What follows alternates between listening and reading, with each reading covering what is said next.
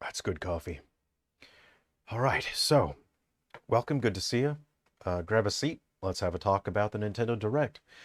So, there was a number of so many interesting things we saw in the recent Nintendo Direct.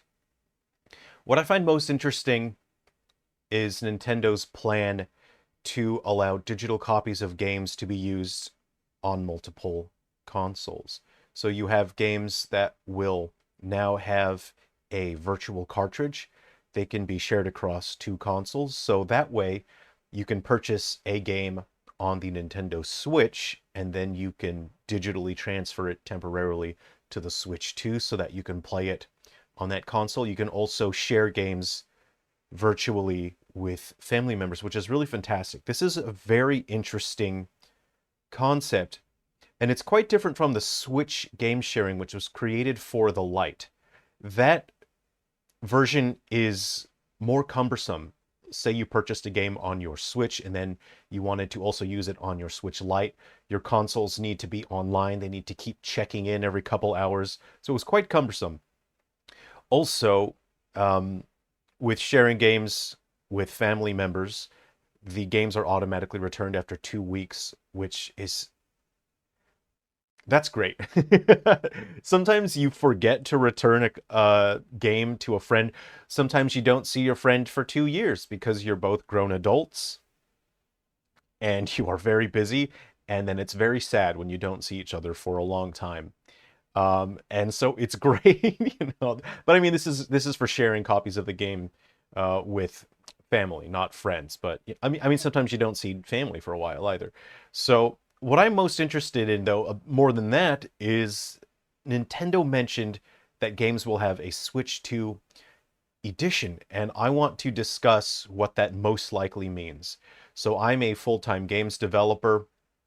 I generally focus on making games for Nintendo platforms, but I'm bringing stuff to Steam now.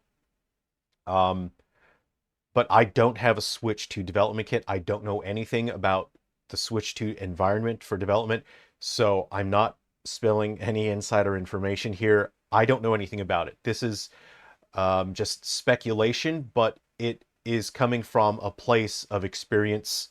What is most likely going to be the case?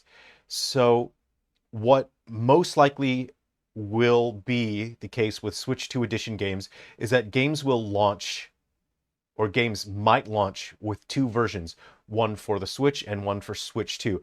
And this will be similar to games that we see for the PS4 and PS5. We see games that launch, and they run on the PS4, and then some are made specifically for the PS5. You can play the PS4 version on the PS5, but you can't play the PS5 version on the PS4.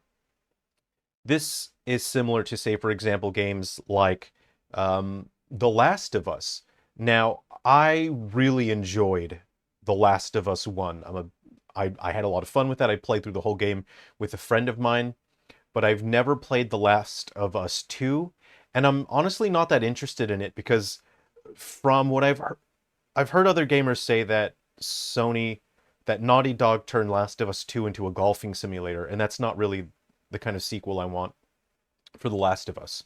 So most likely having the two different editions, the Switch 2 edition, most likely what it does not mean is that a game on one cartridge runs on the Switch 1, then you put the game cartridge into the Switch 2, and then it runs a different version.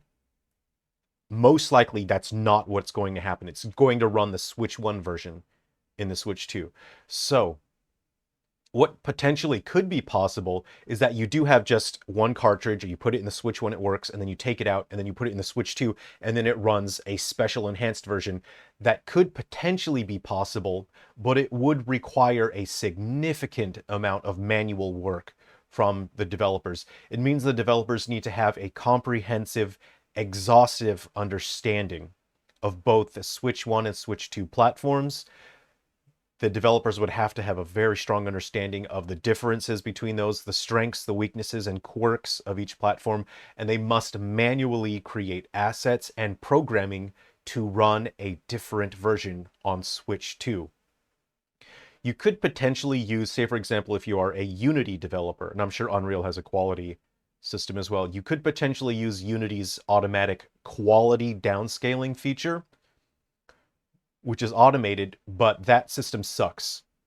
And it is not optimized. It is the exact opposite of optimized and optimal. And the way that it automatically downscales things makes things look really awful. It's a terrible option. And it's fine for PC because you're just desperate to get something to run on your PC hardware, and every PC hardware configuration is different. It's fine for that. But you really need to make the most out of Switch 1 hardware, and Unity will not do that automatically. You have to do that manually. And if you let Unity do it automatically, it's going to look like garbage. So there is no button that developers can press and have their game automatically have two versions that run on either Switch 1 or 2. There just isn't. And it would be terrible. It would be terrible if Nintendo forced developers to make their games run two different versions, and they would not.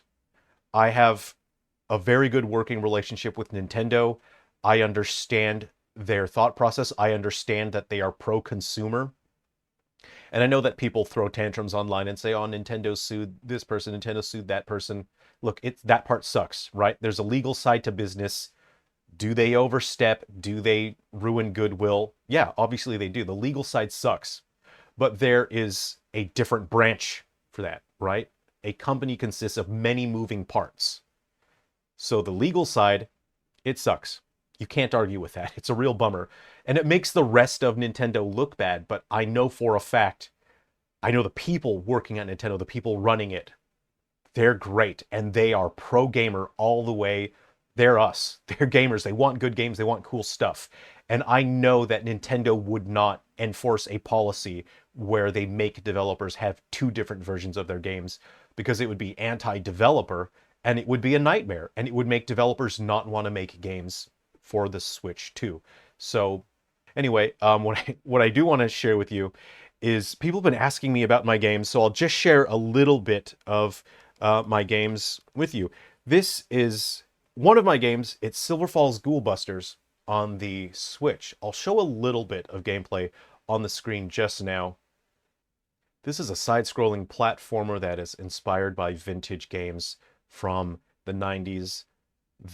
Basically, this game is just a wish fulfillment for me, in that you actually, the stuff that you pick up, you pick up bottle caps and box tops, you actually use those. They don't just give you one up. You have infinite lives, right? But the game is quite challenging, so that balances it out. But you pick up bottle caps, and you actually purchase items. They're not useless. They don't just make a cool sound effect when you pick them up. So you do actually want to pick up the little things, and you buy a bunch of different items.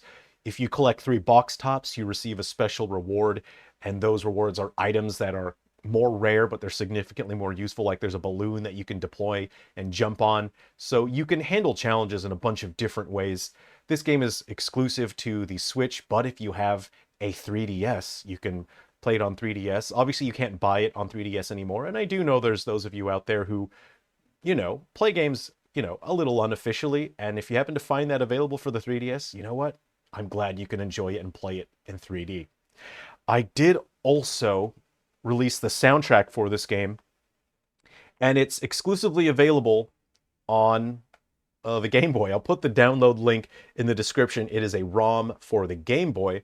I created the soundtrack for this game entirely on actual Game Boy hardware because I wanted to be faithful to the era that I was drawing inspiration from. So go ahead and download the ROM for the soundtrack. And the soundtrack is interactive. It is actually a denouement, or say, for example, like a prologue, and it takes place, a week or two after the story of the game, and you can talk to some of the characters, and you can see how the story progresses. So it is a semi-sequel and a playable soundtrack album. So feel free to do that. I hope you enjoy the music, because I hope you have fun with Ghoul Busters. And that's exclusively available on the Nintendo Switch eShop. Anyway, that's all I have for today. Thanks very much for checking in. Remember, everybody, life is an adventure, so get out there and live.